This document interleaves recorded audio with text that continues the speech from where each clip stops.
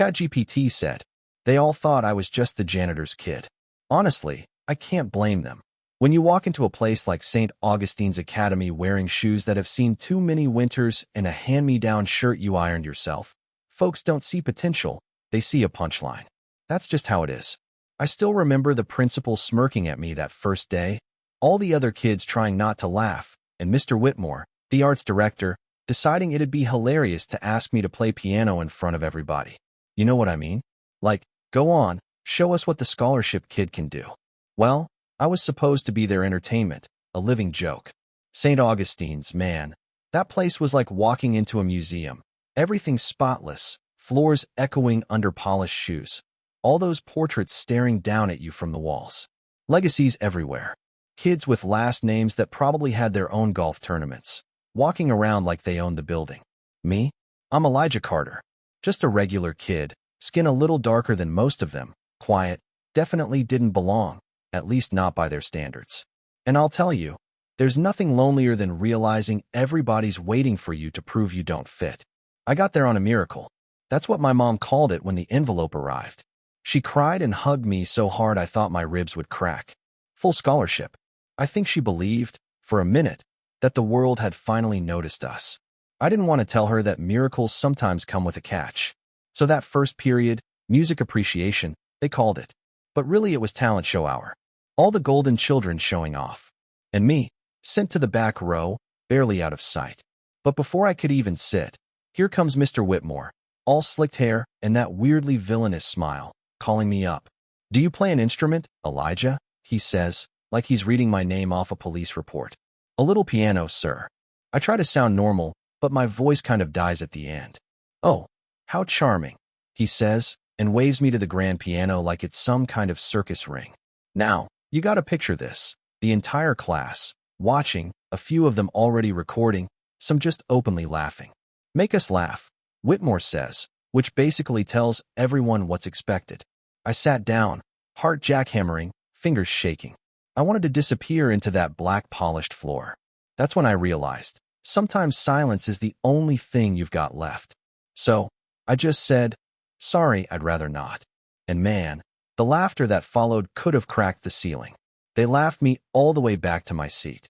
Whispered that I probably never touched a real piano. And you know, I didn't argue. I just kept my eyes down. But one person wasn't laughing. Mississippi Lane, youngest music teacher in the building, was watching me real close. She wasn't looking for a sob story. She was looking for the truth. When I got home that night, my mom didn't see any of it. She just wanted to hear that I'd made it, that the fancy rooms and nice people were treating me right. So I lied. I smiled. "Yeah, Mom, they did." But later, after she'd gone to bed, I took my blanket and flashlight and slipped down to the basement, past busted laundry machines and creaky doors. That's where I kept my real piano. This old upright someone left behind, half the keys chipped, two missing. I played everything I couldn't say at school. Their laughter, my shame, my mom's hope. I played until my fingers hurt, until the music didn't sound pretty, but it felt honest. Mr. Hart, the janitor, he heard me that night. He just leaned on the door, quiet as ever, then finally said, "You play like you're telling a secret." I almost jumped out of my skin, but he just smiled and said, "Next time, play loud enough so they can't ignore it." That stuck with me. The next few days? Rough. They started with a flyer shoved at my feet, showcase night. Parents, staff, the whole 9 yards. Somebody wrote, "Make sure the janitor tunes your piano." Laughter again. Hallways that used to be silent started echoing my name for the wrong reasons. My desk kept moving. My locker kept jamming. My name disappeared from class lists. What hurt more was watching all the other kids rehearse. Everybody cheering, clapping, their confidence so loud it made me want to cover my ears. So, I kept sneaking back to that basement, playing harder, angrier, just for me. And one night, sitting there, I caught myself thinking, what if I played for real? Not for them, but for me, because hiding was starting to feel like drowning. Then came a twist. Mississippi Lane stopped me in the hallway, handed me this sheet music, said she'd heard me playing in the basement, that she'd written something years ago she could never finish. "I think you could," she said. "I left your name on the showcase list. It's official now. You're opening." I just stared at her like, why me? And she just said, "Because your music's honest." That's all. Told my mom I'd be performing. She just pressed a clean shirt in my hands and slipped a note in the pocket. You were never invisible. They just don't know how to see you yet. That meant more than applause ever could.